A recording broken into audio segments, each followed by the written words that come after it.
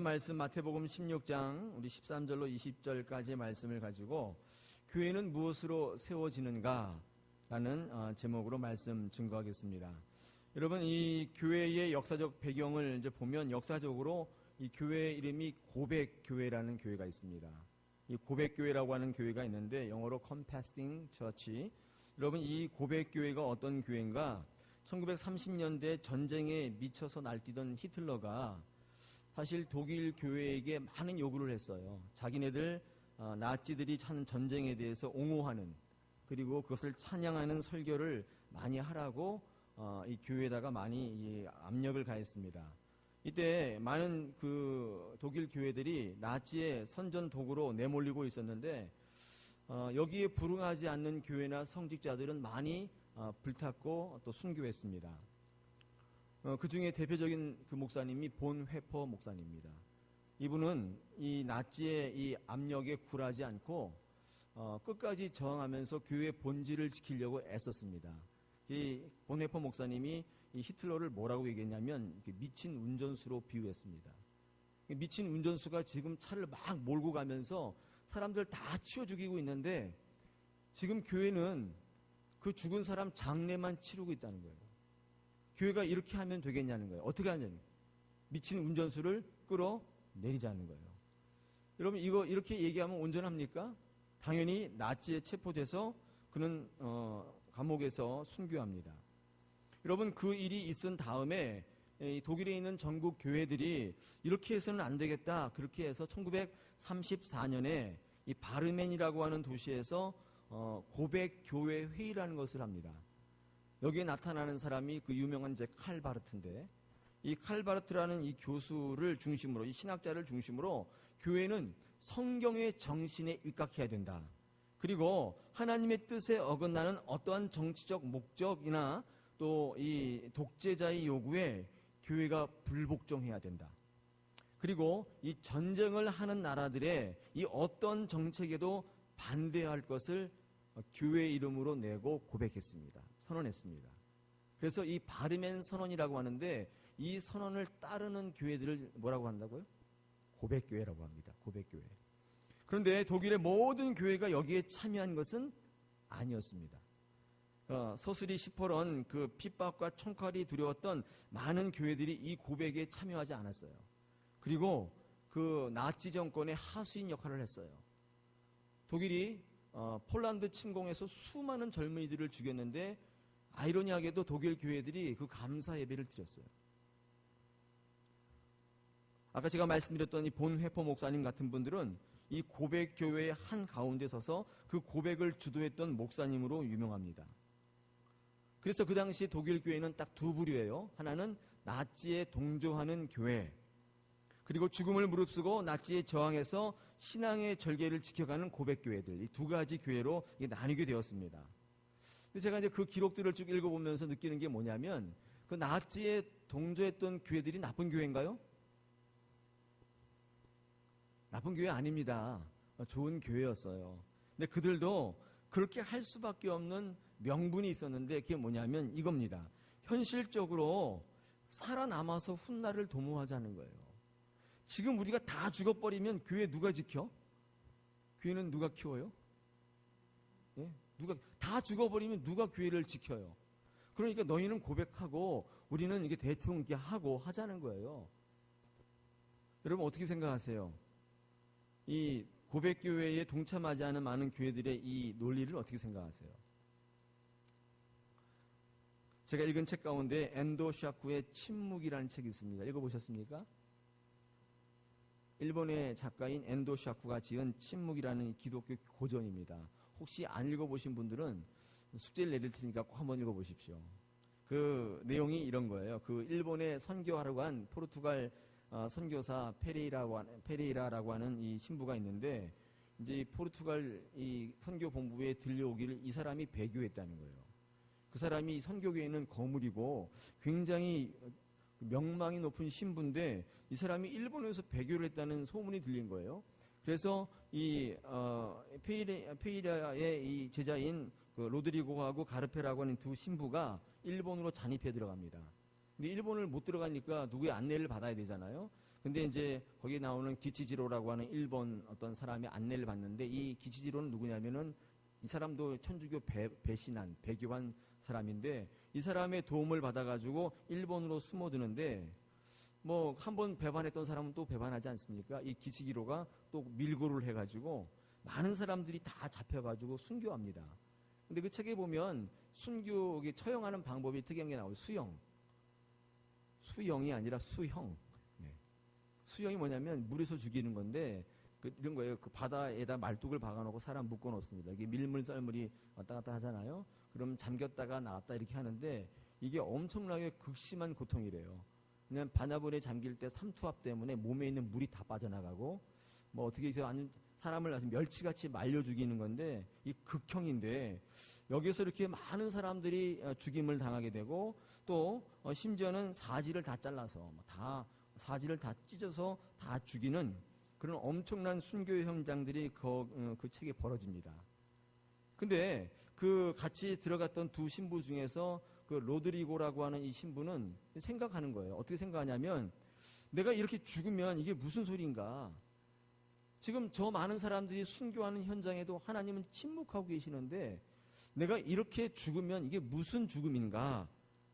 그러면서 물론 뭐 거기에 뭐 신학적 의미가 막 있긴 한데, 그래서 이 신부님은, 이 로드리고는 이 배교합니다. 근데 이제 그 배교하는 그 장면이 이렇게 돼 있어요. 이렇게 성화에 침을 뱉고, 또 그 성화를 밟고 지나가고 성모 마리아를 창렬하고 이렇게 얘기하고 건너가면 살려주는 거예요. 그러니까 많은 사람들이 그렇게 해서 살 수 있음에도 불구하고 그렇게 하지 않고 다 죽어갑니다. 그냥 죽는 게 아니에요. 사지를 다 찢어 죽여요. 저는 그 책을 읽으면서 그런 생각 해봤어요. 우리 고백교회에 참여하지 않았던 그 많은 교회들처럼 지금 살아남고, 그냥 그 뭐 성화 밟는다고 좀 뭐 이상합니까? 그냥 밟고 지나가고, 뭐 내가 마리아 창녀라고 한다고 그분이 창녀되는 것도 아닌데, 그냥 이렇게 한마디 하고 살아남아서 회개하고 그 다음에 신앙생활 잘하면 되지 않겠나? 괜찮지 않아요? 왜 다들 이렇게 저를 빤히 쳐다보십니까? 네. 괜찮잖아요, 그죠? 괜찮은 논리 아니에요? 제가 그러고 나서 저 혼자 잘 먹고 살리겠다는 게 아니라 나중에 회개해가지고 이 교회에서 쓰임 받겠다는데, 이거 나쁘지 않잖아요. 다 그렇게 침 뱉고 지나가서 죽임 당하면 누가 교회 지킵니까? 여러분, 그런데 많은 사람들이 그렇게 순교합니다. 여러분 생각해 보십시오. 그 순교했던 사람들이 저처럼 똑똑하지 않을까요? 그 생각을 못했을까요? 했겠죠. 여러분, 그러나 그들은 타협하지 않고 그 성화에 밟고 지나가지 않고 침 뱉지 않고 그들은 순교합니다. 과감히 그 죽는 자리에 나간다는 거예요. 그리고 고백해요. 나는 하나님을 배반할 수 없다. 그렇게 고백하더라는 거예요. 여러분 생각해 보십시오. 그들은 어떻게 그런 고백을 하고 그렇게 처참하게 죽는 자리에 나갈 수 있었겠습니까? 이유가 뭡니까? 이유가 뭐예요? 저는 생각하기를, 여러분, 그것은 사람이 할 수 있는 고백이 아니라는 거예요. 내 힘으로, 내 의지로 할 수 있는 고백이 아닙니다. 결론적으로 말씀드리면 누가 하게 하시는 고백이에요? 성령이 하게 하시는 고백입니다. 성령이 붙으시면, 성령이 함께 하시면 그런 고백과 그런 자리에 과감하게 나가게 하시는 거예요. 많은 분들이 착각해요. 그런 자리에 나가는 사람들이 자기 의지나 신념이 강한 사람이라고 생각하는데, 여러분 절대 그런 사람이 없어요. 내 눈앞에 내 친구가 사지가 찢겨져서 죽는 것을 보면서 제정신 가지고 그걸 할 수 있는 사람이 어디 있겠어요? 없어요. 여러분, 그런 고백을 할 수 있는 것은 뭐냐면, 성령께서 그를 붙잡으시고 그를 과감히 세워주시지 않으면 우리는 상황에 타협할 수밖에 없는 엄청난 연약한 존재입니다. 우리는 별다른 존재가 아니에요. 여러분, 로마서 8장 26절에 성경은 우리에게 뭐라고 권면하고 있습니까? 이와 같이 성령도 우리의 연약함을 도우시나니 우리는 마땅히 기도할 바를 알지 못하나 오직 성령이 말할 수 없는 탄식으로 우리를 위해 친히 간구하신다. 마음을 살피시는 이가 성령의 생각을 아시나니 이는 성령이 하나님의 뜻대로 성도를 위하여 간구하심이라. 우리가 알거니와 하나님을 사랑하는 자, 곧 그의 뜻대로 부르심을 입은 자들에게는 어떻게 한다고요? 모든 것이 합력하여 선을 이룬다. 인간은 연약하다고요. 여러분, 그 자리에 나갈 수 없어요. 저는 그 엔도 슈아쿠의 침묵을 읽으면서 그 순교하는 이들의 그 바탕에 뭐가 있어요? 그 고백의 바탕에 뭐가 있는 거예요? 성령이 있는 것입니다. 여러분, 오늘 베드로의 고백을 한번 들어보십시오. 베드로가 뭐라고 고백합니까? 주는 그리스도시요 살아계신 하나님의 아들이다. 그렇게 고백하지 않습니까? 여러분, 근데 이 고백의 근거가 어디에 있다고 성경은 얘기하고 있습니까? 우리 16장 17절인가요? 한번 보십시오. 16장 17절에 이 베드로가 이런 고백을 하고 있어요. 주는 그리스도시고 살아계신 하나님이다. 이런 고백을 했더니 예수님께서 17절에 이렇게 말씀합니다. 예수께서 대답하여 이르시되 바요나 시몬아 내가 복이 있도다. 이를 내게 알게 한 이는 뭐가 아니다? 혈육이 아니라. 여러분, 이 혈육이란 말은 내 자신이 아니라 너의 근본, 너의 실력, 너의 신념이 아니라는 거예요. 뭐라고요? 하늘에 계신 내 아버지시다. 여러분, 우리가 알고 있지 않습니까? 베드로는 덜 떨어진 인간이라는 거. 그때까지만 해도 여러분, 베드로가 주님과 함께 다니면서 수많은 기적과 이적을 보긴 했지만 아직까지 영의 눈이 아니고 육의 눈이 살아있어서 와, 너무 괜찮다, 예수님 짱이다, 괜찮이 다닐만한데, 그 정도의 시각, 그 정도의 신앙을 가진 조금 못 미치는 제자였는데, 여러분, 오늘 이 고백은 사실 이 베드로의 믿음의 수준에는 넘쳐요. 많은 분들이 진정성이 없다, 베드로가 이런 고백의 의미를 과연 알고 했겠는가, 그런 의문을 많이 제기하지만 오늘 예수님께서는 이 베드로의 고백이 어디서부터 나온 거라고요? 성령에서 나온다. 그리고 우리 베드로에게 어떤 칭찬을 하세요? 우리 18절 19절에 보니까 뭐라고 합니까? 또 내가 내게 이르노니 너는 베드로라. 내가 이 반석 위에 내 교회를 세우리니 음부의 권세가 이기지 못하리라. 내가 천국 열쇠를 내게 주리니 네가 땅에서 무엇이든지 매면 하늘에서도 매일 것이요 네가 땅에서 무엇이든지 풀면 하늘에서도 풀리리라. 그 고백을 들으시고 엄청난 복을, 축복을 해주신다는 거예요. 17절에 보니까 그 고백 위에다가 뭘 세우겠다는 거예요? 교회를 세우시겠다. 이름하여 고백교회입니다. 많은 분들이 교회는 돈으로 세우는 줄 알아요. 사람들이 많이 모이면 교회가 되는 줄 알아요. 근데 오늘 성경 말씀에 우리에게 새로운 교회론을 제시하는데, 여러분, 교회는 뭐라고요? 고백이라는 거예요. 고백인 고백인데 어떤 고백이에요? 그냥 고백이 아니라 내 신념과 내 의지의 고백이 아니라 성령이 함께 하시는 고백이면 충분하다는 거예요. 그 위에 교회를 세우신다는 거예요. 여러분, 그래서 현실적으로 타협하는 거, 내가 살아남아서 교회를 위해서 일해야지, 여러분, 이것은 하나님께 칭찬받지 못하는 이유가 뭐예요? 이 타협의 근거는 뭐예요? 혈육이다, 그 말이에요. 그래서 성령이 아니란 말이에요. 여러분, 그 명분은 그럴듯하잖아요. 뭐 설득당할 만하잖아요. 괜찮잖아요. 교회는 누군가가 지켜야 되니까. 여러분, 그런데 그 타협이, 그 고백이 환영받지 못하고 하나님 앞에 복받지 못했던 이유는 뭐냐면, 뭐 때문이에요? 그것은 인간의 생각에 발로 한 것이기 때문에. 오늘 성경 본문 읽지는 않았지만 여러분, 그 이후에 보십시오. 21절에 보니까 어떻게 되어 있냐면, 예수님께서 이제 장로들과 서기관들에 잡혀서 고난받고 죽을 것을 예고하시니까 이 베드로가 22절에 뭐라고 얘기해요? 주여, 그리 마옵소서. 이 일이 결코 주께 미치지 못하겠습니다. 이 말을 풀어보면 이거예요. 주님, 그렇게 하지 마세요. 그거 아파요. 주님 죽으면 싫어요. 저 주님 너무 사랑해요. 그렇게 하지 마요. 나름 어떻게 얘기한 거예요? 주님 생각해서. 여러분, 그런데 아이러니하게 주님은 뭐라고 해요? 그 뒷절에 보니까 이 베드로를 사탄이라고 얘기해요. 여러분, 반대 아니에요? 반대? 지금은 베드로야, 너밖에 없다, 나를 생각하는 사람은. 이렇게 하셔야 되는데 사탄이라고 책망을 하시고, 아까 전에 의미도 없이 뜻도 없이 그냥 자기 의지도 아닌 이 고백을 할 때는 엄청나게 축복하시더니만, 오히려 주님 생각하실 때는 어떻게 해요? 사탄이라고 거의 저주에 가까운 책망을 퍼부으시더라는 거예요. 이유가 뭐예요? 맨 마지막 절에 뭐라고 되어 있습니까? 23절에 보니까 사탄아 내 뒤로 물러가라 너는 나를 넘어지게 하는 자로다. 그 다음에 내가 하나님의 일을 생각하지 아니하고 도리어 사람의 일을 생각하는도다. 여러분 꼭 기억하십시오. 하나님께서 칭찬하시는 기준은 성령이 계시는가 계시지 않는가예요.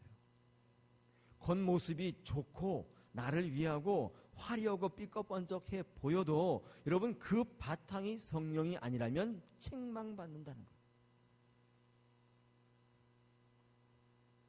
여러분 나치에 동조했던 그 많은 교회들이 명분은 그럴듯했지만 책망받았습니다. 그래서 그들의 명분처럼 전쟁이 끝난 다음에 쓰임 받을 것 같았지만 여러분 그 교회들은 독일 국민들에 의해서 다 불살라졌어요. 심지어는 거기에 목사님들은 다 파문당하고 공개 처형됐어요. 누구의 손에 의해서? 시민들의 손에 의해서. 그리고 지금 이 교회, 독일 교회를 이끄는, 독일 신학을 이끄는 많은 교회들은 바로 그때 고백했던, 살아남았던 몇 개 안 되는 고백교회로부터 일어선 거예요. 여러분 목숨을 걸고 하나님을 향해서 믿음을 바탕으로 내 신앙을 고백하는 거 어떨 때 가능합니까? 성령의 힘으로 가능한 거예요. 그럴 때 어떻게 해요? 하나님께서는 그를 통해서 위대한 일들을 세워 나가시는 겁니다. 할렐루야. 저는 이 베드로의 고백을 쭉 읽어보면서 하나님께서 우리에게 원하시는 이 교회가 어떤 것인가 알게 됩니다. 여러분 저희 교회 보다시피 본당이 겸손하잖아요. 그렇죠? 네. 별로 안 놀래시고, 네. 뭐 이만하면 충분하다 그 얘기십니까? 네. 아, 저는 충분해요. 그런데 여러분 하나님께서 교회를 세우시는 논리는 돈이나 건물이나 사람이 아니에요. 이 안에 계신 여러분들의 고백입니다. 저는 여러분의 고백이 이 베드로의 고백, 성령이 함께 하시는 고백이었으면 좋겠어요. 하나님께서 성령을 통해 고백하게 하시면 교회를 그 위에 세우시는데 어떤 교회를 세우시는가? 여러분 오늘 아까 제가 읽어드린 본문은 우리 18절에 나와 있습니다. 어떤 교회를 세운다? 어떤 교회를 세웁니까? 18절 하반절에 음부의 권세를 이기는 교회. 여러분 음부의 권세를 이긴다는 게 무슨 뜻이에요? 여러분 음부가 뭡니까? 지옥입니다. 지옥. 지옥의 권세를 이긴다는 말을 뒤집어 얘기하면 생명을 살리는 교회입니다. 다시 말하면 여러분 마지막 날에 여러분을 딱 잡아 끌고 지옥으로 끌고 가는 그 사단 마귀의 손에서 여러분을 건져내는 거예요. 이런 교회로 삼으시겠다는 거예요. 여러분 이 한국 땅에 교회가 많이 있지만 과연 정말 그런 교회가 얼마나 되겠습니까? 여러분 교회의 축복, 하나님께서 성령을 고백하시는 교회들이 어떤 축복, 어떤 능력을 갖게 하시느냐, 어떤 목적을 갖고 나가게 하시는가? 생명을 살리게 하시겠다는 거예요. 제가 뭐 늘 설교하지 않습니까? 어떤 분은 교회 왜 다니냐 그랬더니만 하시는 말씀이 교회 오면 마음이 편안해진대요. 무슨 교회가 소화제입니까? 여러분 그 정도가 아니잖아요. 교회 오시면 뭐 누구 만나서 좋대요. 여러분 뭐 교회가 뭐 경로당이에요? 그렇지 않잖아요. 교회하면 볼거리가 많대. 뭐 교회가 방송국입니까? 그것도 아니잖아요. 여러분 교회 오면 쓰러져가는 내 영혼, 세상 가운데 상처 입고 죽어가는 내 영혼이 소생, 살아나는 것을 봐야 돼. 제가 살아나지 않더라도 남들이 살아나는 것을 내 눈으로 목도할 수 있는 교회가 무지하게 좋은 교회예요. 다 생생한 분들이 앉아있는 게 좋은 교회가 아니라 다 죽어가는 영혼들이 여기 와서 그들이 살아나는 것을 목도하는 교회가 좋은 교회라고요. 여러분 교회는 신경안정제도 아니고 소화제도 아니고 교회는 생명을 살리는 것을 목적으로 합니다. 교회는 마지막 날에 여러분을 끌고 지옥으로 끌고 가는 그 사단 마귀의 손으로부터 여러분을 건져내는 거예요. 여러분 그 역할을 하지 못한다면 교회가 아니에요. 저는 지난 교회에 있을 때에 신방을 간 적이 있었는데 그 강남의 어떤 병원이었습니다. 거기 갔는데 병원이 호텔 같아요. 너무 좋더라고요. 그냥 거기 입원하고 싶더라도 그냥 병도 없는데 입원하고 싶어요. 너무 좋아가지고 로비부터 아니 그런 호텔이 없을 정도로 너무 좋아요. 이게 척추 이렇게 교정하는 그 병원이었는데 로비에 딱 가니까 인테리어가 얼마나 고급스러운지 로비서부터 시작해서 그 복도 끝까지 진짜인지 모르겠지만 그림들이 쫙 달려있고 갤러리 같이 쫙 있고요. 마지막에는 그 다비드상이 딱 있는데 거기에서 물이 쫙 나오더라고요. 물이 쫙 나오고 있고 얼마나 그냥 보기가 좋은지 그냥 아프지도 않은데 입원하고 싶은 그런 교회가 있는데 제가 거기 가서 이제 환자를 신방했거든요. 해가지고 신방을 하는데 그 집사님이 저한테 그런 말씀하세요. 당장 그 병원을 옮기고 싶대요. 왜 그러냐 했더니 병원은 깨끗하고 좋은데 차도가 없대요. 차도가 없어요. 아니 아파가 진통제 맞으면 그때뿐이고 무릎 시리고 아파서 견딜 수가 없고 의사는 코빼기도 못 보고 매일 간호사만 왔다 갔다 하고 병원비는 비싼데 의사들은 실력 없는 것 같아서 나가고 싶다는 거예요. 제가 그 말을 들을 때 좀 어안이 벙벙했어요. 여러분 병원의 본질은 뭐예요? 병원은 치료를 잘해야 되잖아요.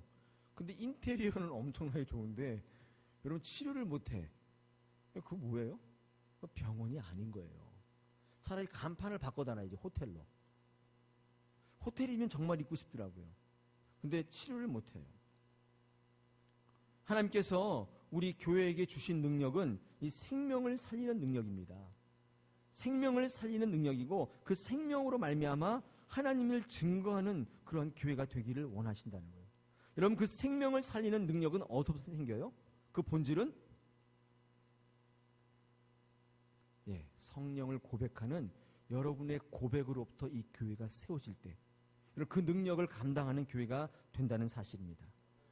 여러분 히브리서 12장 1절로 2절에 보면 우리 인생을 뭐라고 비유하고 있는가 한번 제가 읽어봐 드릴 테니까 한번 들어보십시오. 이러므로 우리에게 구름같이 둘러싼 허다한 증인들이 있으니 모든 무거운 것과 얽매이기 쉬운 죄를 벗어버리고 인내로써 우리 앞에 당한 경주를 하며 믿음의 주요 또 온전케 하시는 이인 예수를 바라보자. 그는 그 앞에 있는 기쁨을 위하여 십자가를 참으사 부끄러움을 개의치 아니하시더니 하나님 보좌 우편에 앉으셨느니라. 여러분 인생을 지금 어디다가 비유합니까? 경주에다 비유해요. 여러분 교회의 본질 사명을 감당하는 교회는 어떤 교회인가? 좀 가볍게 하는 교회예요. 다시 말해서 몸무게를 좀 줄이는 교회예요. 이게 무슨 말이냐면 좀 단순한 거예요. 교회가 단순해진다는 의미는 뭐냐면 다른 여러 가지 것들보다도 본질에 충실하도록 주변 정리를 좀 하는 거예요. 저는 그것을 예배의 강화라고 생각이 됩니다. 제가 이런 교회를 다녀보면 교회가 얼마나 다채로운 프로그램들을 하는지 무슨 시민회관도 아니고 아무튼 연극서부터 해서 방송제서부터 시작해가지고 안 하는 게 없어요. 사회복지, 어머니 교실, 또 유치부서부터 시작해서 그 모든 행사를 다 하다 보면 몸이 좀 무겁잖아요. 여러분 사실 이렇게 되면 단순화되지 않으면 예배를 강화하는데 쉽지 않다. 여러분 예배가 약화되면 생명을 살리는 일에 충실할 수 있겠어요? 한번 생각해 보십시오. 저는 예배를 강화해야 한다는 목사 중에 하나인데 여러분 우리 인생도 마찬가지 않겠습니까? 너무 바빠가지고 교회도 못 와요. 기도도 못해요. 봉사도 할 수 없어요. 이건 문제 아니에요? 여러분 그 인생은 좀 단순해질 필요가 있어요. 어떻게 해요? 집, 회사, 교회, 집, 회사, 교회 이렇게 학생 같으면 집도학, 집도교, 집도교 이렇게 집 도서관 교회, 집 도서관 교회 이렇게 여러분 이렇게 안 되면 여러분이 조금 힘이 생겨요? 절대 그렇지 않아요. 제가 한번 살아보니까 바쁘고 분주할수록 흩어져요. 여러분 천재가 어떻게 만들어지느냐? 천재는요 어떻게 만들어지는 줄 아세요? 반복과 연습이에요. 연습을 반복적으로 하면 천재가 되는 거예요. 연습 반복, 연습 반복. 이게 단순해지는 거예요. 연습, 연애, 학교 이렇게 하면요 이게 천재가 안 돼요. 천재가 안 된다고요. 단순해지는 거예요. 오늘 제가 읽어드린 지금 히브리서 12장 1절로 2절에 보니까 인생을 경주하는 데 비교하면서 인생을 풀어주는데 여러분 이 경주란 말, 이 운동 경기란 말이 헬란 말로 아곤입니다. 아곤. 그죠? 아곤. 여러분들 이 아고는 어디서 어떤 단어의 유래가 됐냐면 영어의 agony, 고통이 있죠. 이 agony의 이 어원이 된 말이에요. 다시 말하면 운동 경기가 곧 뭐라는 거예요? 고통이라는 거예요. 고통. 우리 인생 자체가 고통이라는 거예요. 그런데 우리 인생이 고통스러운 이유가 뭔가? 승리를 목적으로 달리기 때문에 고통이에요. 여러분 승리를 위해 달리지 않으면 그게 뭐 고통이에요. 천천히 가면 되죠. 그런데 달리는데 그냥 달리는 게 아니라 오늘 본문 보니까 짐까지 지고 달리면 얼마나 힘들겠습니까? 근데 그 짐을 짐이라고 얘기하지 않고 죄라고 얘기해요. 여러분 이 죄를 짊어지고 달리면 그 인생 자체가 승리할 수가 없어요. 여러분 죄를 벗어버리고 크리스찬으로 이 성도로서 삶을 사는데 이 단순한 삶에 집중할 때에 그 인생이 승리하는 인생을 살아요. 여러분 이 짐이라고 하지 않고 성경에 죄라고 한 이유는 여러분 우리가 벗어버려야 될 것들, 하나님의 백성으로 감당해야 될 것들을 감당하기 위해서 몸을 가볍게 하라는 거예요. 여러분 능력 있는 성도는 뭐냐면 분주하지 않는 거예요. 단순한 거예요. 여러분 그럴 때 여러분 그 성도는 반드시 승리하는 삶을 살 수 있습니다. 단순화시키지 못하면 목적을 상실하고 목적을 상실할 때 우리는 헤매게 돼 있는 거예요. 여러분 교회가 어떨 때 가장 강력해지는가? 교회의 본질인 예배를 강화하고 거기에 우리가 온전히 집중할 때 생명을 살리는 역사들이 일어난다는 거예요. 여러분 그 예배는 어떻게 이루어져요? 여러분들의 고백으로 이루어진다고요. 제가 예배 드려보니까 예배도요 우리 성령께서 나와 함께 하시는 고백이 없으면 못해요. 그렇지 않아요? 새벽기도 때 그 새벽에 다 잠든 그 어두운 시각에 여러분 혼자서 성경책 들고 어두운 골목길을 걸어서 교회 올 수 있어요? 여러분 내 안에 성령께서 역사하지 않으면, 성령께서 결심하고 고백하지 않으면 일어나서 올 수 없다 그 말이에요. 여러분 그 성령이 고백이 있는 그들의 예배 가운데 하나님이 생명을 살리는 역사를 일으키신다. 할렐루야.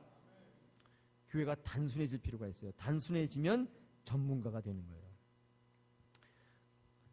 제가 버스나 전철 타면 항상 관심 있게 보는 게 물건 파는 사람이거든요. 뭐 전철을 요즘에 자주 타니까 이제 보는데 물건 파는 분들 이렇게 보시면 어떤 분이 성공하는 줄 아세요? 하나 딱 파시는 분이에요. 근데 망하는 분은 어떤 분이냐? 붙이기만 하면 안 떨어진다는 접착제 광고를 딱 해요. 그리고 딱 붙여놓고 거기 매달려요. 막 시범을 보여줘요. 근데 그걸로 끝나면 괜찮은데 뒷주머니에서 머리핀 딱 나오잖아요. 이것만 주시느냐? 가리봉동에서 망했다 그러면서 손톱깎이 딱 나오죠. 이것만 좀 더 안타깝다 그러면서 이쪽에서 구두약 딱 나오잖아요. 그리고 가방 열어서 면봉 나오고 뭐 다 나와요. 그리고 이거를 10,000원에 아무도 안 사요. 그런데 괜찮아 보이는 이 구두약인데 닦이면 정말 잘 닦인다고 하나 딱 10,000원 그러면요 그 사는 사람이 있어요. 정말인 줄 알고. 여러분 단순화시킬 때 어떻게 돼요? 능력이 있다는 거예요. 제가 아는 음식점도 메뉴 하나 파는 집이 잘 되는 집 많아요. 가면 메뉴가 100가지야. 안 됩니다 거기는. 왜요? 다 알아요. 그 메뉴 다 얼려놓고 팔기 때문에 그 맛이 없다는 걸 알아요. 근데 하나만 딱 파는 집은 대박이 나는 거예요. 제 무교동에 북엇국집이라는 데 알고 있는데 혹시 가본 분 계세요? 거기는 북엇국 팔아가지고 빌딩을 6개 샀어요.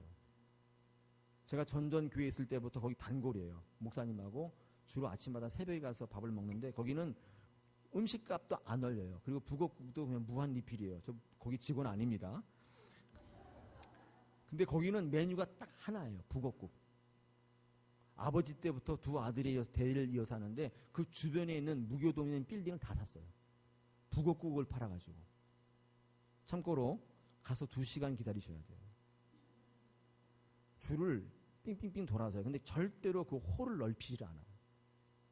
참 머리를 잘 쓰고 단순화시켜가지고 굉장히 성공한 케이스예요. 여러분 그건 음식점만 그런 게 아닙니다. 우리 신앙도 마찬가지예요. 여러분 신앙이 승리하려면 어떻게 해야 돼요? 단순해질 필요가 있어요. 여러분 교회는 생명을 살리는 교회가 되어야 할 줄 믿습니다. 많은 분들이 저한테 그렇게 얘기합니다. 목사님 교회는 좋긴 좋은데 이렇게 교회가 많아요. 왜 이렇게 교회가 많습니까? 그런데 또 누가 개척한다고 또 저한테 얘기합디다. 자, 그런 얘기 들을 때마다 조금 화가 나요. 근데 그분한테 제가 그렇게 얘기해요. 이 세상에 이렇게 사람 많은데 왜 태어나셨냐고 제가 그래요. 사람이 이렇게 많은데 왜 태어났냐고. 여러분 왜 태어나셨어요? 한 가지 이유예요. 여러분을 통해서 죽어가는 영혼을 살리기 위해서요. 여러분 그 외에 이유가 없어요. 사람이 이렇게 많은데 우리가 한 명 한 명이 이 땅에 태어난 이유는 우리가 교회되어서 그 안에 성령이 역사하셔서 그 고백을 통하여 교회로 세워져서 생명을 살리기 위한 하나님의 뜻이 있는 줄 믿습니다. 여러분 우리가 이 사실을 모른다면 우리는 늘 어떤 삶을 살아요? 그냥 그런 삶을 살아가요. 여러분 오늘 베드로의 고백을 보면서 그 고백이 누구의 고백이라고요? 자기의 고백이 아니라 성령의 고백이었다는 사실 첫 번째입니다. 두 번째, 여러분 이 베드로의 고백을 보면서 참 신기한 게 하나 있어요. 그게 뭐냐면 내가 누구라고 생각하느냐 주님이 딱 물었을 때 베드로가 어떻게 대답했어야 정상인가? 이렇게 얘기했어요. 정상이에요. 주님 짱이신데요. 주님 확실하신데요. 주님 물주십니다. 주님 나의 봉이십니다. 여러분 이게 사실 정확한 대답이에요. 그렇죠. 그런데 베드로는 그 당시 어떤 삶을 살았기 때문에 이런 고백이 가능하냐면 주님이 일으키는 기적과 이사를 수없이 봤다고요. 오병이어를 보고 막 다 바꾸는 거 보고 막 무리를 걷고 죽은 사람 살리고 난리가 난 거예요. 여러분 그 고백을 딱 들으면서 이 베드로가 내가 어떤 사람이냐고 물었을 때 이 베드로의 고백은 어떤 고백이에요? 짱이십니다. 물주이십니다. 나의 봉이 아니라 주님은 하나님이십니다. 여러분 이 엄청난 고백 아닙니까? 엄청난 고백이에요. 그렇죠. 저 같으면 이런 고백 못해요. 여러분 이 실제 눈에 보이는 현실적 필요와 요구를 뭐로 끌어간 거예요? 하나님 앞으로 끌어갔어요. 여러분 이것이 교회라는 거예요. 여러분 교회가 성장하고 그 시대의 역할을 감당하는 교회는 내 필요와 요구를 채워주는 교회가 아닙니다. 분명히 그것도 필요하지만 여러분 그것을 가지고 어떻게 승화시킬 수 있어야 돼요? 하나님의 나라의 영광으로 고백할 수 있어야 돼요. 제가 언젠가 설교할 때 신앙 고백을 얘기했는데 여러분 신앙 고백 사도신경을 읽어보면 너무 기가 막히잖아요. 저는 그 이해가 안 가요. 여러분 사도들이 신앙 고백했는데 그 신앙 고백을 읽어보면 단 한마디도 예수의 기적이 나타나 있질 않아요. 저 같으면 신앙 고백하라고 하면 이렇게 할 것 같아요. 주님은 대단하신 분입니다. 그분을 믿는데 기적으로 돌을 떡으로 만드시고 홍해를 가르시고 수많은 적군을 단번에 다 쓸어버리시고 이런 말이 한두 마디쯤 들어갈 것 같은데 한마디도 없어요. 여러분 사도들이 어떤 신앙을 고백해요? 그 모든 것을 다 목도했지만 주님은 하나님이시다. 나를 천국으로 이끄실, 이 땅을 변화시키실, 수많은 민족들에게 생명을 주실 하나님이시라고 고백하고 있는 거예요. 여러분 그래서 사도신경이 위대한 거예요. 저는 그렇게 고백 못할 것 같아요. 저는 좀 믿음이 좀 부족해가지고. 여러분 오늘 이 베드로의 고백이 엄청난 이유가 두 가지예요. 성령이 한 고백, 그죠? 두 번째는 어떤 고백이었어요? 내 현실의 필요와 요구를 하나님 앞으로 끌어가 승화시킬 수 있는 고백. 자, 마지막으로 그러면 우리가 우리 삶에 어떤 고백을 해야 될까? 제가 고민하다가 성경 말씀 하나 찾았습니다. 그게 뭐냐면 두 가지 찾았습니다. 욥기 23장 10절이에요. 한번 이건 읽어보셔야 돼요. 한번 좀 귀찮지만 한번 찾아보시기 바랍니다. 욥기 23장 10절. 욥기 23장 10절입니다. 거기 뭐라고 되어 있습니까? 그러나 내가 가는 길을 그가 아시나니 그가 나를 단련하신 후에 내가 숨같이 나오리라. 여러분 이 고백이 어떤 고백이냐? 그 욥이 당하고 있는 모든 고난 가운데 하나님께서 궁극적으로는 우리를 좋은 것으로 인도하시고 좋은 것을 주실 수 있는 그런 능력이 있는 분이라는 고백입니다. 여러분 이것이 신약에 와서 어떤 고백으로 바뀌었냐면 이 고백의 바울판이 뭐냐면 이거예요. 우리가 알거니와 하나님을 사랑하는 자 곧 그의 뜻대로 부르심을 입은 자들에게는 모든 것이 합력하여 선을 이룬다. 여러분 이 바울이 이런 고백을 할 수 있었던 것은요. 이 바울이 합력이라는 단어를 알고 있었기 때문에. 여러분 합력이라는 단어가 스네르게오라고 하는 단어인데 이게 뭐냐면 영어에 말하면 시너지예요. 이 베드로가 이 사도 바울이 알고 있었던 이 예수님 하나님 어떤 하나님이냐면 내가 갖고 있는 모든 것들을 다 합하면 고개 딱 나오는 게 아니라 플러스 알파가 된다는 사실을 알고 있었어요. 이런 거예요. 1 더하기 1은 2인데 하나님이 그 안에 계시고 성령의 고백이 있는 분들은 1 더하기 1은 2 플러스 알파예요. 50 플러스 50이 딱 되는지 100이 나와야 되는데 만이 나오고 1000만이 된다는 사실을 믿는 거예요. 여러분 이런 고백, 주 예수 그리스도 안에 있는 모든 인생이 이런 고백을 갖고 있을 때 그는 한 사람 한 사람이 뭐예요? 교회가 된다는 거예요. 오늘 베드로 앞에 있는 그 많은 사람들의 고백이 있지 않습니까? 주는 그리스도시고, 세례 요한이고, 엘리야고, 예레미야고. 여러분 이것도 상당히 수준 높은 대답이에요. 근데 이 대답 정도로는 하나님이 교회를 세우실 수 없어요. 그렇지 않아요? 우리가 어떤 고백을 할 수 있어야 돼요? 1 더하기 1은 2라고 얘기하면 안 돼요. 2 플러스 알파라고 얘기하는 고백이 있을 때 하나님께서 여러분을 큰 교회로 세우신다는 것이죠. 제가 영등포 교회에 있을 때 그 앞에 냉면집에 가보니까 냉면집 화장실에 이렇게 붙어 있더라고요. 이렇게 앞에 이렇게 그 주인장이 그 소변 보면서 이렇게 보라고 적어놓은 것 같은데 이게 딱 보니까 거기 이렇게 돼 있어요. 네 자신을 알라 소크라테스. 제가 이렇게 변기마다 이렇게 사로가 6개 있었는데 쭉 한번 읽어봤어요. 봤더니 맨 첫 사로에는 내 자신을 알라 소크라테스. 두 번째 사로에 딱 가니까 사로가 아니라 뭐지? 변기에 딱 가니까 시간은 금이다. 벤자민 프랭클린. 그것도 굉장히 좋은 명언이죠. 그 다음에 세 번째 딱 가니까 가는 자를 쫓지 말고 오는 자를 거부하지 않는다. 맹자. 마지막 사로에 딱 가니까 서로 사랑하라 예수. 이게 똑같은 반열이에요. 벤자민 프랭클린이나 소크리테스나 아무튼 이 맹자나 똑같은 거예요. 제가 그거 읽고 얼마나 씁쓸했는지 몰라요. 이 주인장이 예수님을 이 정도로 이해하는구나. 나쁘지 않지만 여러분 그 고백 위에 하나님께서 교회를 세우시겠어요? 여러분 지금 예수님이 나타나서 여러분에게 나는 누구나 물으면 여러분 뭐라고 대답하시겠어요? 신경 안정제요? 내 마음을 시원케 하는 어떤 분? 여러분 오늘 이 예배에 참여하시는 우리 성도님들, 내가 교회로 세워지기 위해서 내가 어떤 고백을 할지 한번 돌아보시길 바랍니다. 오늘 하나님께서는 교회는 무엇으로 세우시는가 우리에게 묻고 계십니다. 뭐로 세워져요? 성령의 역사입니다. 돈도 아니고 사람도 아니고 또 어떤 물질적인 것이 아니라 이곳에 있는 한 분 한 분의 고백이 섰을 때 하나님께서는 그것을 통해 엄청난 교회를 세우시고 이 시대에 생명을 살리는 귀한 교회로 사용하실 줄로 믿습니다. 하나님께서는 지금도 우리에게 그런 삶을 살기를 원하십니다. 기도하겠습니다.